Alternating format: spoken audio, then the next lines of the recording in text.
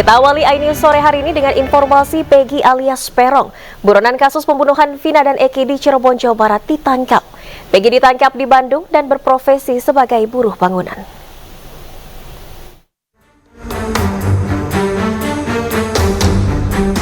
Langkah polisi terus ditunggu terkait kelanjutan kasus pembunuhan Vina dan Eki yang terjadi pada Agustus 2016 lalu. Usai kasusnya viral kembali, publik menyoroti 3 DPO yang masih diburu. Perkembangannya, Kabid Humas Polda Jabar menyatakan telah menangkap 1 orang DPO bernama Peggy Setiawan alias Peron di kota Bandung. Peggy bekerja sebagai buruh bangunan dan menjadi 1 dari 3 DPO yang diburu polisi terkait kasus pembunuhan Vina dan Eki. Yang berstatus DPO sejak 2016.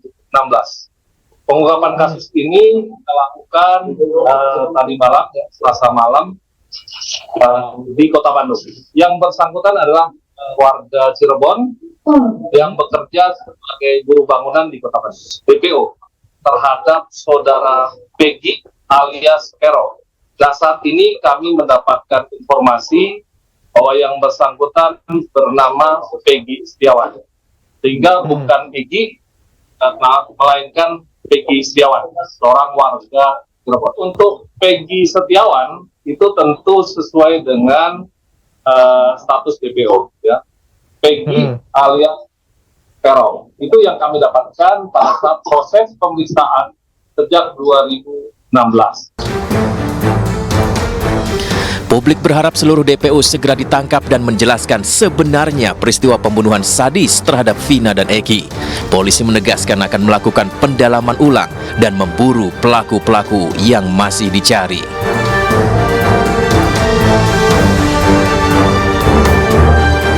Terpidana yang lainnya yang akan berkaitan dengan kasus ini tentu akan kita lakukan pendalaman ulang, termasuk terhadap terduga pelaku yang berstatus DPO, Peggy Setiawan. Saat ini juga akan kami lakukan proses pendalaman, itu juga dengan keluarganya dan didampingi oleh Hingga saat ini, DPO yang ditangkap atas nama Peggy menjalani pemeriksaan di Polda Jawa Barat. Tim Liputan iNews melaporkan. Dan pemirsa, untuk mengetahui informasi terkini dari lokasi penggeledahan rumah Peggy, buron kasus pembunuhan Vina, kita sudah bergabung melalui sambungan telepon warga Kedongpongan, Dedi Haryadi di Desa Kepongpongan, Cirebon, Jawa Barat. Selamat sore, Dedi. Bagaimana situasi terkini penggeledahan di sana? Apakah masih berlangsung hingga sore ini? Penggeledahan 15 menit yang lalu baru berakhir, ya.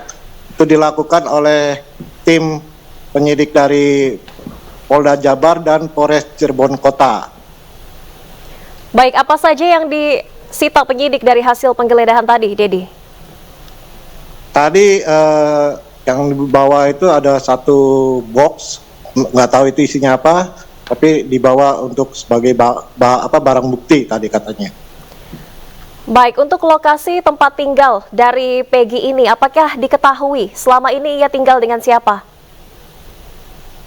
Menurut warga sini juga katanya ini adalah kediaman neneknya, nenek dari Peggy. Baik, Dedi, bisakah Anda mendekat sedikit ke lokasi tempat tinggal Dedi yang tadi sudah digeledah oleh pihak kepolisian, agar kami bisa melihat lebih dekat seperti apa situasi terkini di sana? Untuk penggeledahan memang tidak dipasang garis polisi, Dedi? Tidak ada.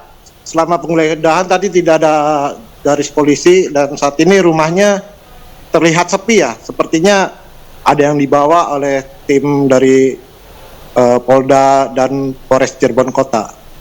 Baik, dari keterangan warga sekitar, apakah selama tinggal di lokasi ini Peggy sering berkomunikasi dengan warga sekitar? Seperti apa kesehariannya? Jarang, ya. Jarang dengan warga sini. Karena setelah saat kejadian juga dia katanya udah langsung pergi ke Bandung katanya. Baik, buron ini sempat pergi ke Bandung. Begitu. Lalu apa saja informasi yang tadi disampaikan oleh pihak penyidik pasca penggeledahan, Dedi? Ya, tadi Kasat Reskrim AKP Anggi Eko Prasetyo membenarkan bahwa rumah ini adalah rumah yang didiami oleh terduga berinisial P, dan saat ini masih di dalam penyelidikan petugas gabungan Polda dan Polres Cirebon Kota. Itu, Mbak. Baik, Dedi, bisa diceritakan kembali, mungkin tadi warga sekitar sempat bercerita seperti apa keseharian Peggy selama tinggal di lokasi ini? Kalau warga melihat Peggy jarang ya, karena dia sering nggak ada di rumah katanya gitu. Sehari-hari jarang berkomunikasi dengan warga begitu? Iya, cuman warga taunya kenal wajah aja gitu. Apakah warga mengetahui bahwa Peggy ini adalah salah satu anggota dari geng motor? Kalau soal itu warga tidak tahu, cuman warga baru mengetahui setelah ada kejadian di Jembatan Talun itu, setelah ada rekonstruksi, setelah ramai. Baik, terima kasih atas informasinya Dedi Haryadi, warga Kepompongan, dan kami masih menantikan update selanjutnya. Terima kasih dan selamat sore. Ya pemirsa, sementara itu tim kuasa hukum Vina mengapresiasi kinerja kepolisian usai berhasil menangkap salah satu terduga pelaku pembunuhan Vina yang bernama Peggy alias Perong. Tim kuasa hukum Vina akan segera berkoordinasi dengan pihak kepolisian untuk bertemu dengan terduga pelaku. Ya, update-nya sih saat ini masih kami belum mendapatkan yang jelas, cuma baru dari berita-berita. Tapi nanti kalau memang itu benar adanya, ya alhamdulillah sekali berarti ya. Berarti kan polisi bekerja dengan cepat gitu. Jadi kalau memang dicari ya tidak akan sulit ditangkap gitu. Itu update terbaru, kami belum tahu pasti, hanya baru dapat dari media aja. Oke, kemudian untuk pelaku yang baru ditangkap sendiri, apakah sudah mengetahui seperti identitasnya atau sudah bertemu secara fisik atau seperti apa? Belum. Cuma kami tahu namanya aja. Duganya si Peggy alias Perong ya. Peggy alias Perong. Oke, Peggy alias Perong. Kira-kira ada rencana untuk bertemu dengan salah satu pelaku yang sudah ditangkap itu? Ya kalau itu udah pasti. Nanti kalau memang sudah diberikan jadwalnya oleh Pemirsa, 4 terpidana kasus pembunuhan Vina dititipkan ke Lapas Kelas 1 Kebonwaru, Kota Bandung. Pemindahan terpidana ini untuk kepentingan penyelidikan Polda Jawa Barat.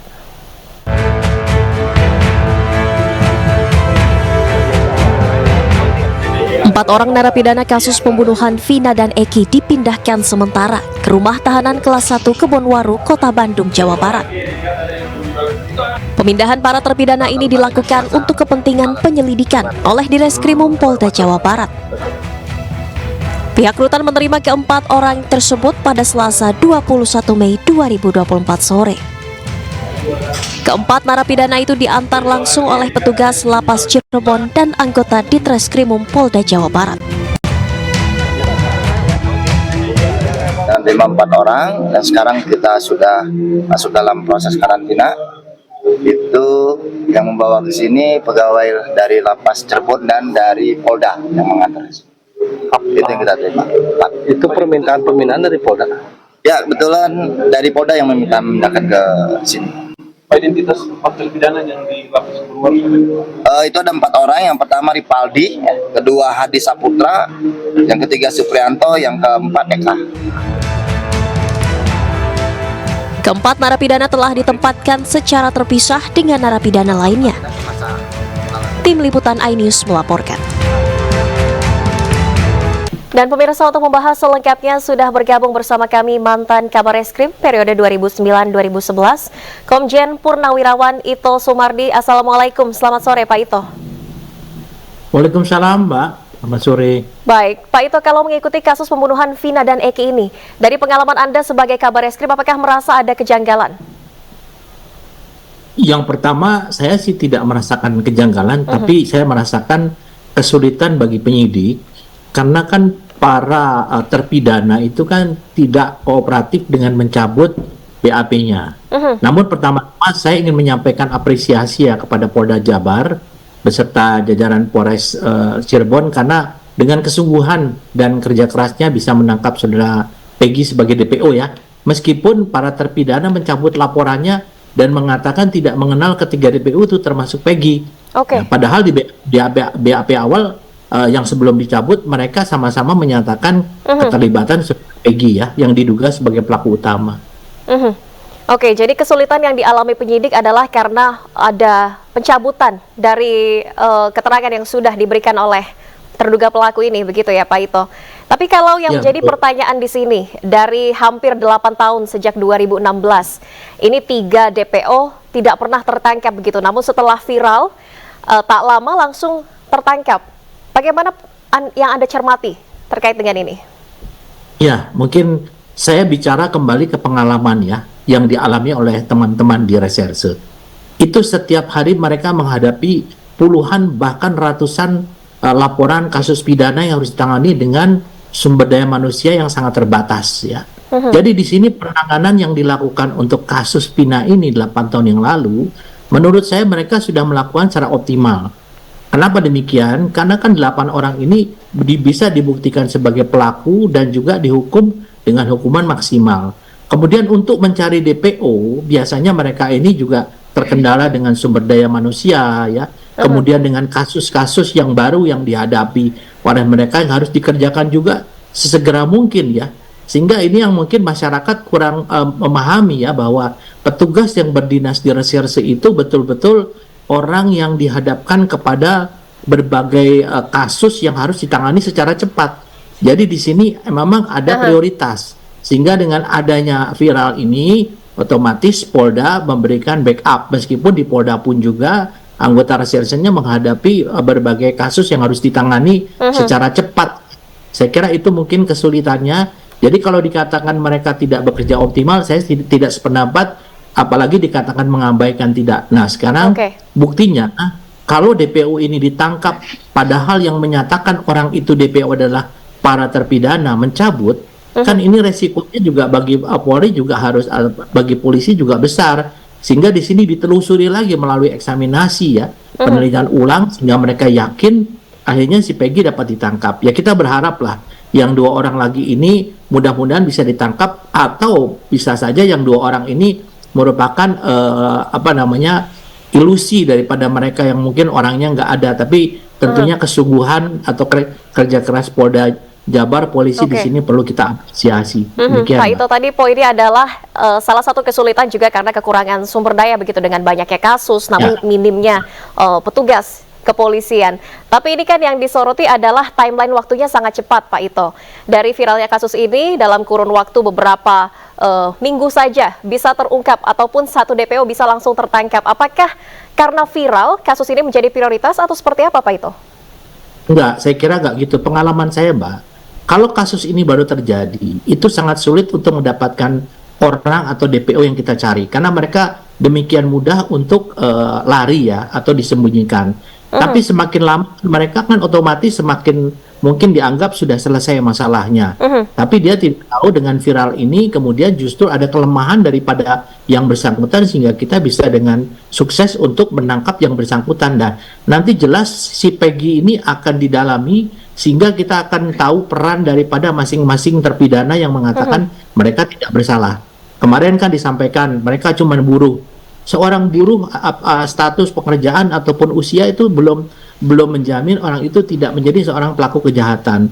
Jadi nanti kita tentunya masyarakat jangan sampai memberikan satu spekulasi atau menjudge bahwa petugas kepolisian ini, dalam hal ini penyidik, ini telah melakukan pelanggaran ataupun dalam penyidikannya itu melakukan penyiksaan dan lain sebagainya. Kita harus buktikan ya, karena kita juga tentunya saya sangat berharap bahwa untuk masyarakat tentunya kita berharap jangan membuat spekulasi ya, yang memojokkan mungkin institusi Polri, misalnya Peggy ini anak polisi, anak pejabat, kan dia hanya anak seorang, yang saya dengar adalah penjualan kerupuk ya, kerjanya buruh bangunan, sama dengan narapidana yang lain itu kan mereka buruh bangunan semua, termasuk yang sudah dibebaskan. Pak Ito, pertanyaan terakhir dari salah satu keluarga terpidana mengaku bahwa anaknya ini sempat mendapatkan kebrutalan, dipukuli, kemudian disundut rokok pada saat menjalani pemeriksaan oleh penyidik. Tanggapan Anda, apakah ini mungkin terjadi selama rangkaian proses pemeriksaan sehingga mereka bisa mengaku dengan cepat? begini Mbak, kalau orang sudah masuk ke dalam tahanan, itu akan menjadi sasaran dari tahanan lain. Ya, yang saya dengar itu ada kalau tidak salah 15 orang yang sudah disidang kode etik karena kelalaiannya mengakibatkan mereka itu dipukuli oleh tahanan lain. Nah, kita semua tahu ya, kebetulan pengacara dari 5 orang ini kan yang Pak Nainggolan ini, Pak Jody itu kan mantan polisi, beliau itu kan mantan reserse. Iya. Beliau pasti tahu lah. Dan saya kira mungkin Pak Jody juga harus fair juga ya kalau untuk masalah ini. Jadi beliau juga sebagai mantan reserse tahu betul apa yang terjadi di dalam gitu. Jadi saya kira mungkin kalau penyiksaan ini yang saya dengar langsung ya dari pimpinan Wasep bahwa 15 orang itu ditindak dan sudah dihukum karena kelalaiannya mengakibatkan mereka ini dipukuli oleh sesama tahanan. Karena biasanya di dalam itu Mbak, kalau tahanan itu menyangkut perkosaan atau pembunuhan, itu akan menjadi sasaran. Apalagi mereka waktu itu kan umurnya rata-rata masih muda dan dianggap sebagai mentor. Jadi saya kira ini harus dikesampingkan bahwa ini dilakukan oleh penyidik karena itu pun harusnya bisa diprotes di pengadilan ya kepada hakim. Tapi kan hakim tetap dengan keyakinannya menghukum mereka dengan hukuman maksimal sampai di 3 tingkat pengadilan. Saya kira itu yang perlu dipahami oleh masyarakat. Demikian Mbak. Artinya kekerasan ini mungkin saja terjadi memang karena mereka adalah terpidana kasus asusila begitu sehingga menjadi sasaran di penjara. Terima kasih banyak atas informasinya Komjen Purnawirawan Ito Sumardi, Kabar Eskrim periode 2009-2011. Terima kasih telah bergabung di iNews Sore, salam sehat. Kembali di iNews Sore, pemirsa, publik menuntut keadilan untuk Vina dan Eki yang dibunuh geng motor di Cirebon, Jawa Barat. Namun publik ramai membicarakan dugaan kejanggalan dari kasus ini.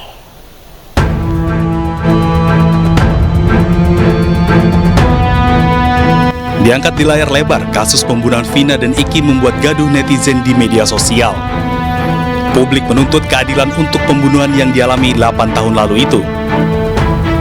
Yang ramai diperbincangkan salah satunya mengenai dugaan kejanggalan di kasus ini. Dugaan kejanggalan yang ramai diperbincangkan adalah mengenai penyebaran DPO oleh pihak kepolisian. Dalam sebaran itu ditulis nama, jenis kelamin, kewarganegaraan, dan tempat tinggal terakhir, namun tidak disertakan foto atau bahkan sketsa wajah pelaku buron. Informasi lokasi terakhir, tinggal 3 DPO di Desa Banjarwangun membuat aparat desa dan kepolisian turut melakukan pencarian, namun hasilnya nihil. Yang juga mengejutkan lainnya, hasil visum di putusan pengadilan menunjukkan ada sperma di tubuh korban Vina. Namun pihak kepolisian kesulitan mengungkap siapa yang melakukan dugaan pemerkosaan terhadap Vina. Saat ini polisi berhasil menangkap 1 DPO dengan nama Peggy. Publik berharap kasus ini segera terungkap yang sebenarnya. Tim Liputan iNews melaporkan. Ya pemirsa, pengacara tersangka kasus Vina Eki mengungkapkan hasil forensik menemukan sperma dalam tubuh korban. Pengacara menyayangkan tidak adanya pemeriksaan yang mencocokkan sperma tersangka dengan sperma yang ada di tubuh korban. Di dalam pemeriksaan dokter forensik itu ditemukan sperma di tubuh daripada wanita yang menjadi korban. Vina? Ya. Oke. Dan dokter forensik itu juga sudah diminta pendapatnya di dalam ruang persidangan. Seharusnya DNA sperma itu harus ditingkatkan DNA-nya untuk mengetahui itu milik siapa. Oke.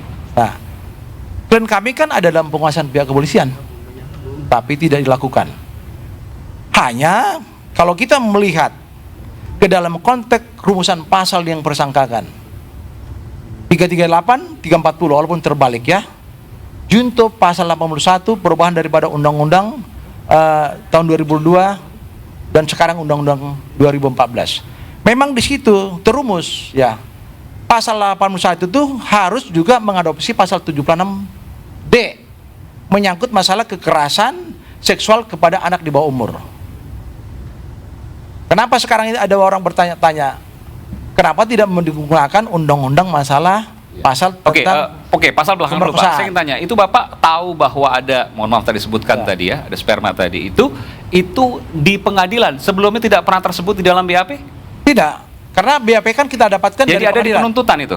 Iya. Di kejaksaan maksudnya? Jadi ketika ya, saya konfirmasi dulu Pak, artinya tidak pernah ada pada saat penyidikan di kepolisian, di penuntutan ada? Karena itu dalam satu berkas. Enggak, Pak, saya harus tanya ke Bapak, Bapak harus fair juga nih. Ya. Hal tersebut di penyidikan di kepolisian ada tidak? Ada, pasti ada. Karena itu diminta oleh Spermanya polisi. ada. Artinya bukan hal baru dong, Pak. Bukan. Oke, baik. Baik. Karena otopsi mayat itu Jadi kan diminta. janggalnya di mana menurut Bapak? Ya, artinya begini. Kalau ada dalam hasil temuan dokter forensik di tubuh korban yang dibedah mayat, Ya. tentu kan ada tindak lanjutnya untuk meriksa DNA. Ya. Ini sperma milik siapa? Dan itu ada dilakukan? Tidak dilakukan. Tidak pernah dilakukan. Tidak lakukan. Sampai di pengadilan pun Tidak pernah lakukan. Lalu kemudian dari mana bisa dikatakan bahwa 7 pelaku itu bagian dari pemilik, mohon maaf ya, apa yang ditemukan tadi, sperma? Nah, itulah yang tidak terungkap dalam putusan hakim. Oke. Menarik kan? Berarti bahwa ada yang tadi katakan sperma itu berarti bahwa ada kekerasan seksual. Nah, kalau kita bicara dalam konteks bukan kecelakaan tunggal. Ya, oke, begini. Kita juga harus berpikir dewasa. Kenapa saya ajak begitu? Kita tidak bisa langsung merumuskan bahwa sperma itu ada kaitannya dengan klien-klien kami. Kenapa saya katakan begitu? Saya tahu arah Anda kemana. Oke. Maksudnya bisa saja bukan itu, tapi kemudian bisa saja teman laki-lakinya siapapun itu. Oke, itu betul. Itu Anda mengatakan itu kan? Betul. Ya pemirsa, polisi menggeledah rumah Peggy buronan kasus Vina di Cirebon, Jawa Barat. Dari hasil penggeledahan, polisi membawa 1 kotak besar untuk diselidiki.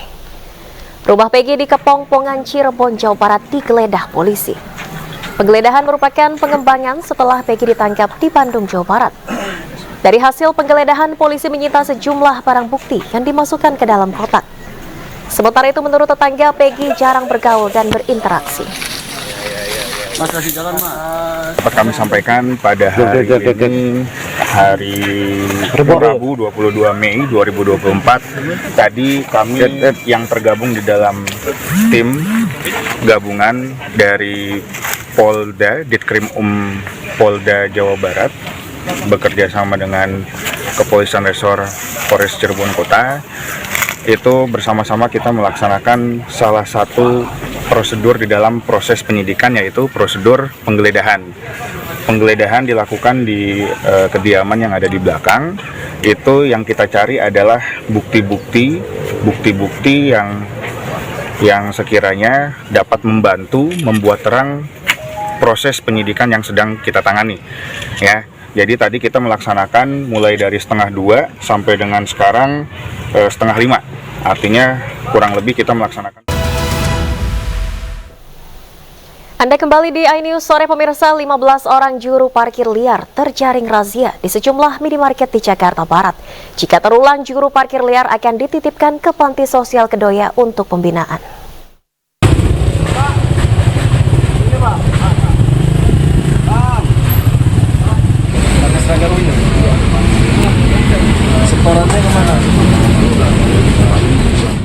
Petugas gabungan suku dinas perhubungan, TNI Polri dan Satpol PP Jakarta Barat menggelar razia juru parkir liar. Kali ini petugas gabungan menyasar ke Jalan Klingkit dan Bojong Cengkareng, Jakarta Barat. Sejumlah juru parkir liar yang berada di minimarket terjaring razia ini.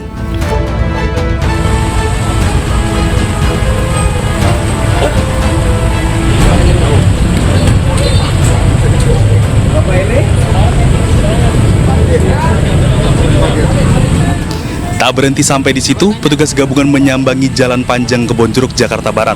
Di lokasi ini, petugas juga mendapati juru parkir liar di minimarket.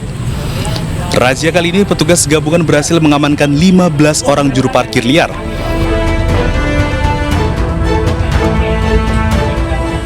Kami beserta jajaran Lintas Jaya, UP Parkir, Satpol PP, ya, melaksanakan penertiban jukir yang ada di wilayah Jakarta Barat.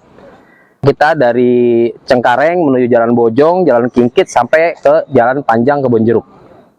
Untuk hasilnya sendiri berapa dan yang ditindakkan? Untuk hasil hari ini ada sebanyak 15 yang sudah kita bawa ke Sudinhub Jakarta Barat untuk kita berikan surat pernyataan agar mereka tidak kembali lagi ke tempat-tempat yang sudah dilarang.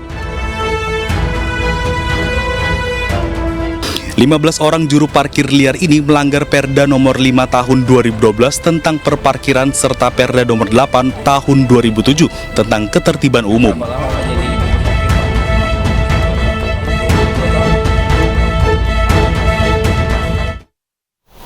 Pemirsa, ratusan ex-warga Kampung Bayam mengeluhkan kondisi hunian sementara yang tidak layak.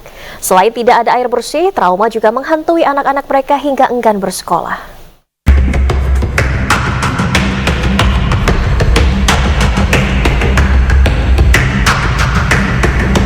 Ratusan warga Kampung Bayam terpaksa tinggal di tempat hunian sementara di Jalan Tongkol, Pademangan, Jakarta Utara. Tempat tinggal sementara yang semi permanen ini tidak nyaman untuk ditempati karena banyak atap yang bolong. Fasilitas air bersih juga tidak bisa digunakan untuk minum dan masak sehingga warga terpaksa beli air bersih untuk keperluan dikonsumsi. Kondisi ini membuat anak-anak mereka tidak bisa masuk sekolah karena masih trauma dengan kejadian kemarin. Iya. Untuk fasilitasnya sendiri gimana Bu ini Bu keadaannya Bu? Fasilitas di sini ya keadaannya udah nggak bagus sih, kayak rumah-rumah juga udah banyak yang rusak, listrik pun mati, air pun nggak ada gitu. Warga berharap pihak Jakpro yang merelokasi paksa mereka dari rusun memberikan tempat tinggal yang layak dan tak jauh dari tempat tinggal semula. Dari Jakarta, Sofyan Firdaus, iNews melaporkan. Sebelumnya pemirsa, warga di Kampung Bayam cekcok dengan ratusan petugas keamanan dari PT Jakpro. Warga menolak mengosongkan unit rumah susun hingga akhirnya terjadi aksi saling dorong.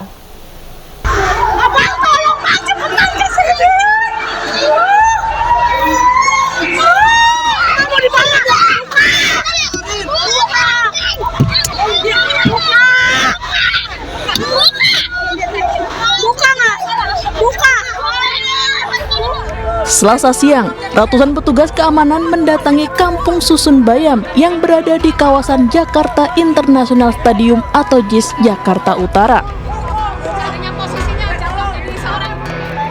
Para petugas ini mengaku mendapatkan perintah dari PT Jakpro selaku pihak pengelola. Petugas meminta kepada warga agar segera mengosongkan unit rumah susun yang mereka tempati. Tak terima diusir, warga pun menolak hingga akhirnya terjadi cekcok dan aksi saling dorong. Dari PPSU kayak gitu-gitu, kelurahan banyak banget pokoknya. Ada sekitar 300 orangan ya kan. Kami turun ke bawah. Nah, setelah kami turun ke bawah, ada pihak dari Jakpro yang bawa tol itu katanya memberi kami waktu 30 menit untuk mengosongkan unit ini, rusun ini ya kan gitu. Sedangkan dan mereka bilang kami sudah fasilitasi katanya ya kan untuk pindah ke Nagrak dan ke kalau nggak ke Huntara. Sedangkan surat-surat tertulisnya aja nggak ada gitu loh Mbak. Masa iya sih kami digeruduk secara tiba-tiba kayak begitu ya kan? Perselisihan ini pun dijembatani dengan dialog antar kedua belah pihak, tetapi belum menemukan titik terang. Hingga kini ratusan warga Kampung Bayam masih berada di dalam rumah susun Kampung Bayam dan memilih bertahan. Dari Jakarta, Rizky Falufi, iNews melaporkan.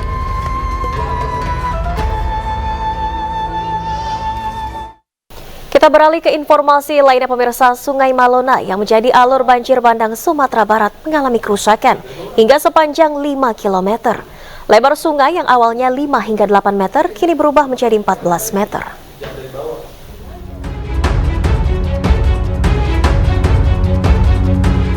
Sepanjang 5 km, alur sungai Batang Malona di Kabupaten Tanah Datar, Sumatera Barat berubah pasca banjir bandang melanda wilayah tersebut. Perubahan nampak pada alur, lebar, dan kedalaman sungai Malona. Sebelum banjir bandang, lebar sungai awalnya 5 hingga 8 meter, saat ini meluas menjadi 14 meter. Pasca perubahan ini, Balai Wilayah Sungai Sumatera 5 Padang mulai melakukan normalisasi dengan 6 titik. 1 titik berhulu di Gunung Singgalang, dan 5 titik berhulu di Gunung Marapi. Normalisasi dilakukan dengan membuka kembali alur sungai dan memperkuat dinding sungai dengan bebatuan. Total yang akan kita coba tangani itu panjang sungai 5 kilo. Tapi nanti berapa yang kita tangani lihat nanti. Kita normalisasi dengan cara membuka alur kembali ke sungai existing. Kemudian jika di daerah tersebut banyak batu-batu yang terbawa, batu-batu itu akan disimpan di pinggir tanggul sebagai perkuatan tanggul. Cuaca yang tidak menentu menjadi kendala petugas dalam menormalisasikan bantaran sungai saat ini. Meski demikian, penanganan darurat ditargetkan rampung dalam waktu 30 hari kerja dengan mengarahkan 11 unit alat berat. Dari Kabupaten Tanah Datar, Sumatera Barat, Agung Sulistyo, iNews melaporkan. Pemirsa, 600 lebih rumah warga di Sumatera Barat rusak akibat bencana banjir bandang dan lahar dingin Gunung Merapi. Pemerintah pun akan segera merelokasi wilayah terdampak ke lokasi yang lebih aman.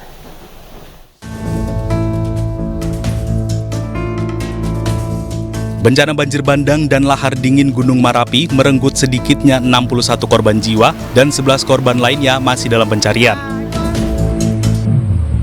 Pencarian korban pun diperluas dengan menyusuri aliran sungai sampai ke perbatasan Riau dan akan terus berlangsung hingga status tanggap darurat bencana berakhir. Selain korban jiwa, bencana banjir lahar juga mengakibatkan 625 rumah warga rusak, termasuk 159 diantaranya hancur. Untuk mengantisipasi peristiwa berulang, pemerintah berencana untuk merelokasi wilayah terdampak banjir lahar Gunung Merapi. Nantinya, sejumlah warga yang bermukim di jalur lahar Gunung Merapi seperti di Kabupaten Agam dan Tanah Datar akan dipindah ke lokasi yang lebih aman. Untuk rumah-rumah yang rusak, ada 625 rumah, baik yang berat, yang sedang maupun yang ringan. Yang berat ada 159 rumah sudah terdata semuanya. Ini nanti kalau ada yang memang harus direlokasi. Tadi Pak Bupati, Pak Gubernur sudah menyiapkan lahannya sehingga segera nanti ada penetapan lokasi. Kalau sudah, pemerintah pusat, Kementerian PU akan saya perintah untuk segera dimulai karena barangnya yang untuk membangun itu sudah siap. Namun menurut ahli mitigasi bencana geologi Surono, rencana relokasi harus dilakukan dengan matang agar warga berada di lokasi yang aman. Apalagi Sumatera Barat merupakan wilayah yang berpotensi tinggi terjadi bencana alam. Sumatera Barat ini bencana geologinya komplit ya. Di sana ada daerah rawan longsor. Di samping memang longsor dengan banjir bandang juga ada, bukan? Atau Galudo. Sana juga Sumatera Barat rawan gempa bumi baik di darat maupun di laut yang berpotensi tsunami juga ada. Kan?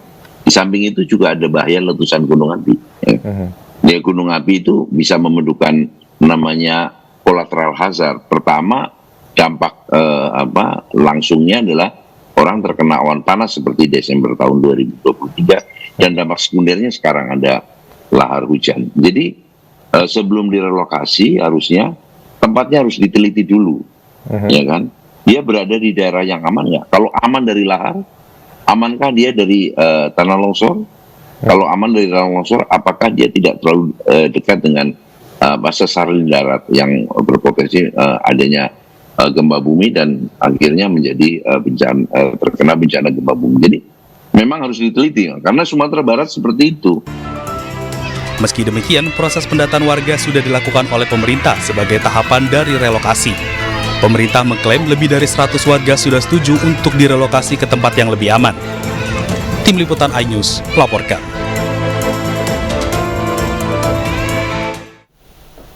Ya pemirsa, hingga kini pencarian korban banjir bandang Kabupaten Tanah Datar, Sumatera Barat terus berlanjut. Cuaca yang sewaktu-waktu berubah menjadi kendala petugas untuk pencarian korban. Sementara itu pemerintah menyediakan posko pengungsian di sejumlah titik bagi warga yang tinggal di jalur merah.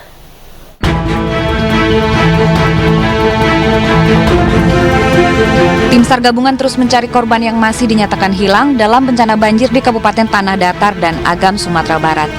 Cuaca serta medan yang berlumpur menjadi tantangan petugas. Operasi pencarian korban banjir bandang akan tetap dilanjutkan hingga tanggap darurat usai pada tanggal 25 Mei. Totalnya 56, ya. Yang 5 masih identifikasi. Kan sudah ditemukan tapi sudah meninggal kan?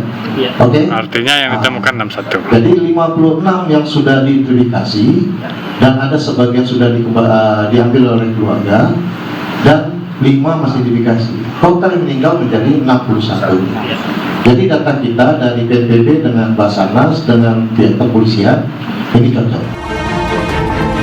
Sejumlah pengungsi lahar dingin di Kabupaten Agam, Sumatera Barat meninggalkan posko pengungsian ruang kelas SD 08 Kubang 2 Koto Panjang.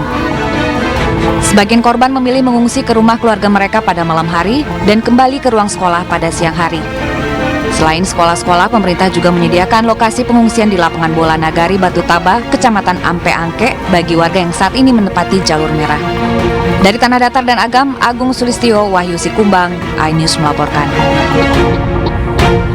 Tabir gelap pembunuhan Vina perlahan mulai terkuak. Fakta baru ditemukan seiring berjalannya proses penyelidikan yang dilakukan oleh polisi. Hasilnya, 1 orang DPU ditangkap. Lantas bagaimana dampaknya terhadap perkembangan kasus ini? Untuk membahasnya sudah bergabung bersama kami Yusuf Warshim, anggota Kompolnas, dan kita juga masih berusaha untuk menghubungi Titin Prilianti, kuasa hukum mantan terpidana kasus Vina. Namun saat ini kita akan berdiskusi bersama Pak Yusuf terlebih dahulu. Selamat malam, Pak Yusuf, apa kabar? Selamat malam, alhamdulillah, salam sehat. Salam sehat. Pak Yusuf, terkait perkembangan terbaru, 1 orang DPO ini berhasil diamankan oleh kepolisian. Tanggapan Anda? Baik, ya tentu pencarian 3 tersangka DPO ini sudah terus dari kemarin itu kita dorong, dilakukan secepatnya bisa ditangkap. Kita lihat juga di media sosial bagaimana kritikan-kritikan dari netizen ini juga menjadi masukan tentunya bagi Polri juga.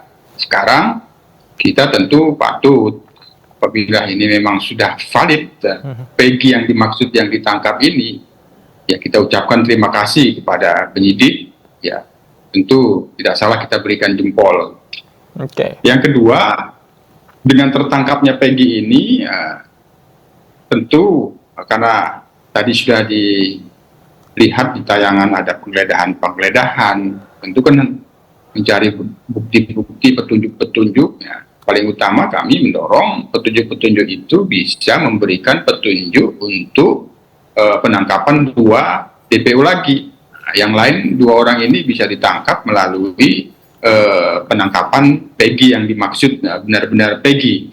Itu mudah-mudahan ada petunjuk-petunjuk, tapi itu sepenuhnya adalah kewenangan penyidik bagaimana menggali. Yang ketiga, sebagaimana yang telah kami sampaikan beberapa waktu lalu, kami mendorong ditangkapnya DPO ini karena ini bisa menjadi pintu masuk untuk dilakukan pendalaman kembali kasusnya. Ya tentu fakta-fakta baru yang akan muncul nanti kita berharap yang belum tuntas itu kan terkait dengan hasil visum yang itu ditemukan ada sperma di tubuh korban. Nah ini kan bagaimana itu?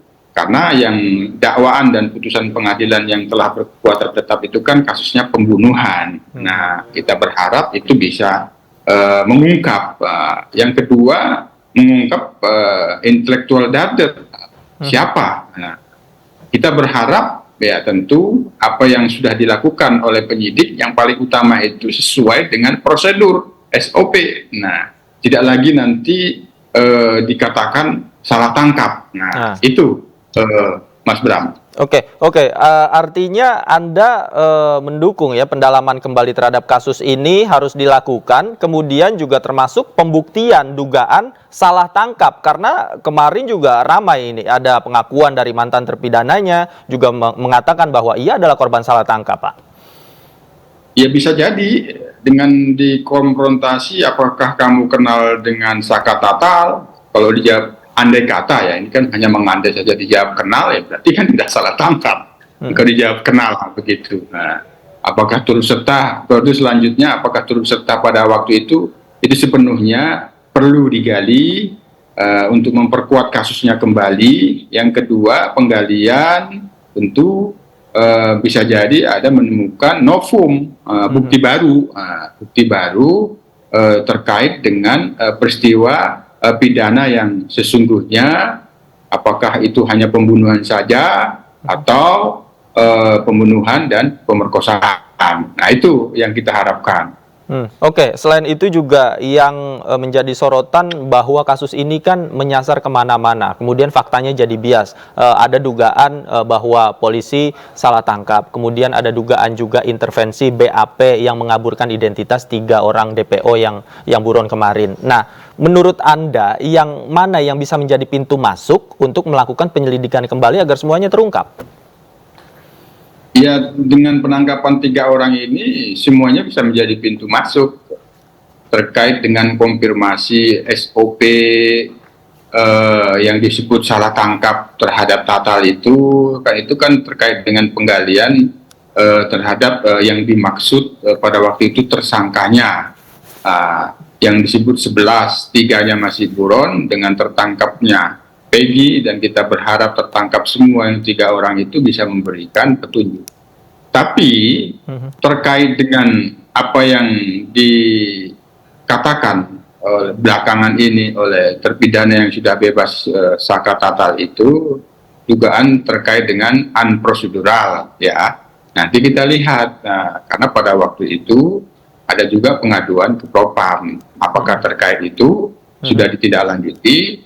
Kan juga pengaduannya ke Komnas HAM. Nah, nanti kita lihat seiring dengan pengaduan ke Propam dari pihak kuasa hukum Saka Tatal dan Sudirman, itu tindak lanjutnya di Propam terkait dengan prosedur SOP, apakah ada atau tidak. Kami sendiri Kompolnas sudah meminta klarifikasi secara menyeluruh tentang posisi kasusnya pada waktu itu seperti apa, nanti kita lihat. Sudah diminta Pak ya klarifikasinya Pak ya secara resmi? Sudah. Ya, cuma kita kan paham ini kan kasus sudah 8 tahun. Klarifikasinya kan untuk menjelaskannya, untuk diberikan kepada kita, tidak hanya melihat berkas mereka itu, pasti akan konfirmasi kepada penyidik apabila penyidiknya sudah tidak ada lagi di situ. Apakah itu di Polresta Cirebon? Ya, kalau Polresta mungkin 1 masih ada gitu. Nah, itu memudahkan. Kan perlu nyambung ini. Ini tidak hanya melihat berkas, dijelaskan, berkasnya itu seperti ini kan tidak. Penyidik itu yang kemarin itu dikonfirmasi lagi, ini seperti apa pada waktu itu, posisi kasusnya, penanganannya dari Polresta ke Polda, seperti apa, itu penjelasannya harus komprehensif dan dikonfirmasi ke penyidik-penyidik pada waktu itu. Nah, tentu kalau di tingkat Polda, penyidiknya bisa jadi sudah tidak ada, sudah berpindah tugas. Itu yang kita akan lihat. Kami sendiri nanti berencana akan waktu dekat ini ke Polda Jabar untuk mempercepat langkah-langkah pemberian klarifikasi. Oke, nah di hari yang sama dengan penangkapan DPO ini Pak, kemudian juga kita mengetahui informasi 4 terpidana ini dipindahkan Pak dari Cirebon, kemudian dipindahkan ke rutan di Bandung. Nah, apakah ini juga nantinya untuk kepentingan penyidikan? Dan kalau misalnya tadi Bapak katakan ingin ke Polda Jawa Barat, apakah nanti ada berencana untuk berniat bertemu dengan terpidana di sana Pak? Yang dimaksud penyidik itu meminjam ke lapas, terpidana itu dipinjam, dibawa ke Polda untuk dimintain pendalaman kembali, dimintai keterangan kembali, dan paling utama sudah dilakukan penangkapan yang dimaksud Peggy ini, ya tentu perlu dikonfirmasi, diklarifikasi. Apakah Peggy ini yang mereka kenal, yang mereka maksud atau tidak kenal? Apakah mereka memang memberikan penjelasan ciri-ciri tentang Peggy itu seperti itu? Kan misalnya salah satunya seperti itu, tapi itu sudah materi penyidikan, sepenuhnya menjadi kewenangan penyidik. Yang kedua, nanti kami kan paling utama meminta klarifikasi secara komprehensif proses penanganannya, sehingga kalau ada dugaan-dugaan unprosedural itu bisa terlihat. Apakah nanti kami akan bertemu dengan terpidana, posisi terpidana sendiri kan itu berada dalam kewenangan lembaga pemasyarakatan. Penyidik sendiri kan pinjam, tentu kami tidak ingin mengganggu penyidik, itu Mas. Oke, baik. Kita tunggu nanti Pak bagaimana prosesnya Kompolnas ke Polda Jawa Barat untuk mengetahui perkembangannya secara lebih detail lagi Pak Yusuf. Terima kasih banyak sudah bergabung bersama kami di Anju Sore. Selamat malam, sehat selalu Pak Yusuf. Terima kasih, salam sehat. Kita ke informasi lain. Pemirsa, Dewan Kehormatan Penyelenggara Pemilu menggelar sidang perdana kasus dugaan asusila Ketua KPU Hashim Ashari. Sebelumnya Ketua KPU diduga merayu anggota PPLN di Belanda.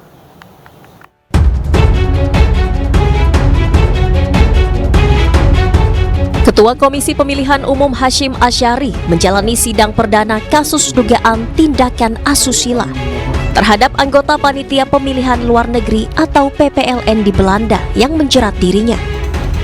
Pihak pengadu, yakni seorang perempuan anggota PPLN Belanda, turut hadir dalam persidangan. Ia didampingi tim kuasa hukum beserta saksi ahli dari Komnas HAM dan Komnas Perempuan. Sidang dipimpin langsung oleh Ketua DKPP RI Hedi Lugito bersama 4 anggota DKPP. Proses persidangan digelar secara tertutup karena menyangkut asusila. Agenda sidang perdana adalah mendengarkan keterangan dari pihak terkait, di antaranya Hashim Asyari selaku teradu, terduga korban selaku pengadu, serta Komnas HAM dan Komnas Perempuan selaku pihak terkait. Dari Jakarta, Putu Bagus, Oki Mahendra, iNews melaporkan. Mahkamah Konstitusi kembali menggelar sidang putusan dismisal terhadap perkara sengketa pemilu legislatif 2024 hari ini. 9 hakim MK hadir dalam sidang lanjutan putusan dismisal sengketa pemilu legislatif pada hari ini. Terdapat 52 perkara yang dibacakan putusan dismisalnya yang diajukan baik oleh partai politik maupun perorangan. Hasilnya 11 perkara dinyatakan gugur. Tahun ini MK menerima 297 perkara perselisihan hasil pemilihan umum legislatif 2024. 207 perkara dibacakan putusan dismisalnya, sementara 90 perkara lolos ke tahap pembuktian. Pada hari ini, kami KPU Republik Indonesia mengikuti persidangan pembacaan putusan sela dari 52 perkara yang terregister dan telah disidangkan. Dari 52 perkara tersebut, terdapat 11 ketetapan. Ya, terdapat 11 ketetapan yang menyatakan bahwa perkara tersebut gugur atau tidak dapat disidangkan atau tidak dapat. Pemirsa, bakal calon gubernur Riau menjalin komunikasi politik dengan Partai Perindo. Partai Perindo dinilai telah dikenal masyarakat dengan program dan perjuangannya terhadap rakyat kecil.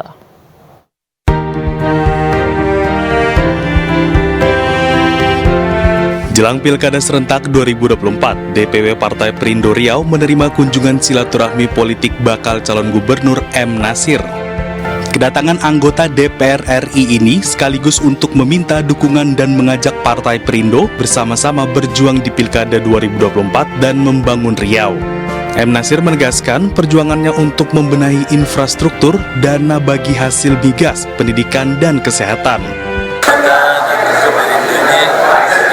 Mengajak bersama-sama gabung dan membantu beliau. Insyaallah kalau kita diberikan rezeki menjadi gubernur, Perindo di tengah-tengah bersama untuk membangun dan gotong royong menyelesaikan pembangunan di Riau. Ini merupakan sebuah kehormatan, harapan kita ke depan Partai Perindo bisa terus menjalin komunikasi yang baik dengan Bapak Muhammad Nasir sehingga bisa berjuang bersama untuk Provinsi Riau yang lebih baik. Pertemuan ini juga dihadiri langsung 9 anggota legislatif dari berbagai kabupaten kota di Provinsi Riau yang terpilih pada Pileg 2024 lalu. Dari Pekanbaru, Riau, Indra Yose Rizal, iNews melaporkan. Pemirsa, ribuan jemaah umroh diketahui tidak pulang ke Indonesia. Jemaah umroh ini diduga berniat melanjutkan ibadah haji tanpa visa resmi.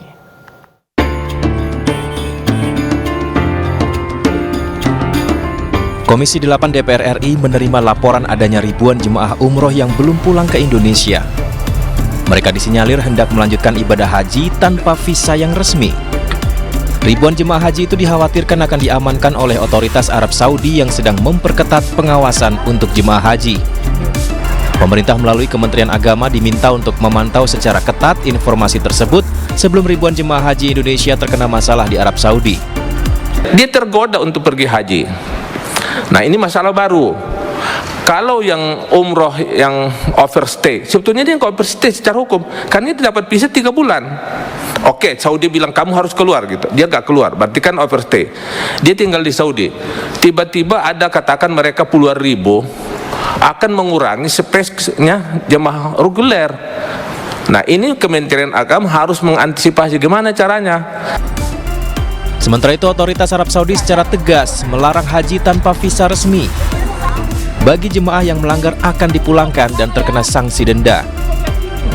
Menegaskan yang pertama adalah adanya denda Rp10.000 bagi setiap warga negara manapun ataupun repatriat yang tertangkap tidak memiliki izin haji, khususnya visa haji, gitu ya. Ada denda Rp10.000 atau sekitar Rp42 juta ya. Di Arafah.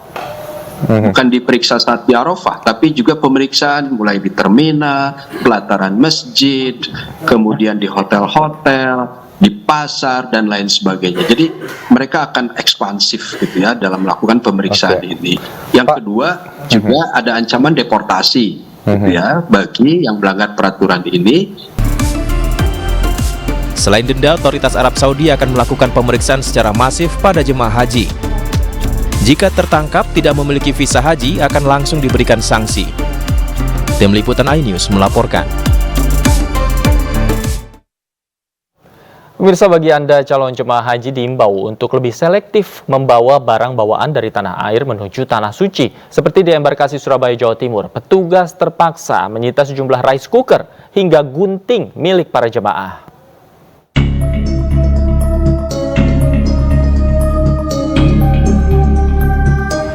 Sejumlah alat pemanas air, penanak nasi, gunting, hingga tas berisikan gantungan baju terpaksa diamankan petugas embarkasi Surabaya di asrama haji Sukolilo. Barang-barang ini adalah temuan dari tas jemaah calon haji kloter 31 asal Pasuruan yang dinilai tidak memiliki keterkaitan dengan ibadah dan membahayakan penerbangan. Petugas menyayangkan masih adanya jemaah calon haji yang membawa barang bawaan tidak sesuai aturan. Padahal sosialisasi sudah dilakukan. Kita sempat tanyakan, ada yang bilang karena ingin memasak sesuai dengan seleranya, tetapi kita sampaikan kepada jamaah bahwa di sana adalah masakan dengan rasa tanah air. Jadi ada rice cooker, kemudian sisanya ada beberapa yang membawa water heater ya. Yang water heater ini dia beralasan karena pada saat umroh boleh. Nah ternyata pada saat musim haji ini karena alasan-alasan tertentu di Arab Saudi tidak diperbolehkan. Nantinya seluruh barang bawaan yang diamankan akan diserahkan ke petugas daerah masing-masing kloter untuk dikembalikan ke keluarga. Dari Surabaya, Jawa Timur, Yuda Prawira, iNews melaporkan. Sampah membawa berkah, inilah yang tercermin dari kisah pasangan suami istri di Mojokerto, Jawa Timur. Pak Sutri yang merupakan pemulung ini akhirnya bisa berangkat pergi haji.